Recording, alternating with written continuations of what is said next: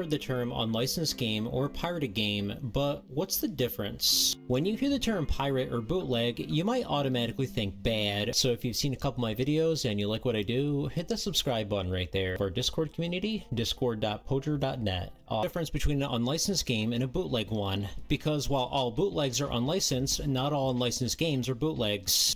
For example, Menace Beach is an NES game, but was published without Nintendo's permission. Using Nintendo as an example, unlicensed game companies wanted to get around their very harsh restrictions. Both of these things were normally capped by Nintendo, and other companies had similar, but usually more lenient policies. In 1992, a few employees who left S1E2, who were best known for Bubble Bath Babes and Mermaids of Atlantis, created their own company called Hummer Team.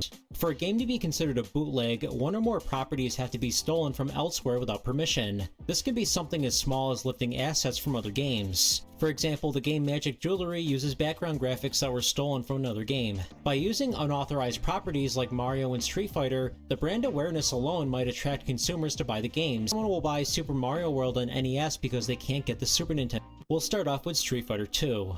This version was scaled down quite a bit. You can only play as 4 characters, although there's 6 of them total, and there's no visual showing their heads at the bottom. Tournament Fighters by Konami turned out pretty well on the NES, although there is some flickering. At one point during my playthrough, the game froze for no reason. I'm not sure what happened, but I had to reset. The music is not super great either. The graphics are ripped from other games like Little Nemo on the NES and Mario and Wario on the Super Famicom.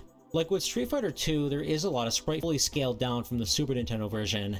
The world map is the only map that's here. The maps where you select your level are gone. Donkey Kong and Diddy Kong are also never on screen together, probably to avoid too many sprites on the screen. Hummer Team also made a lazy ROM hack of this game called Jungle Book 2. This version starts you off on level 3, and the only change is the character you play as. None of the other graphics were changed. This is Lee. The last one is a remarkable achievement because not even Nintendo chose to use Mario sprite from Super Mario 3 rather than the game they're trying to steal from. There's no longer alternate paths that you can take, and in general there's not as many levels. Apparently there's a Game Genie code that fixes the jumping issue, which makes me think that Hummer Team almost had it right, but not quite. Mario in Sonic's world, and you must walk to the ring, so if you try to spin dash, he won't be able to jump until he makes a complete zone. I somehow got stuck inside the wall and wasn't able to get out. This could have been a decent game, but unfortunately the bad controls make this we're definitely not on the level of Konami, Capcom, or Sunsoft, but for bootleg standards, these are passable games.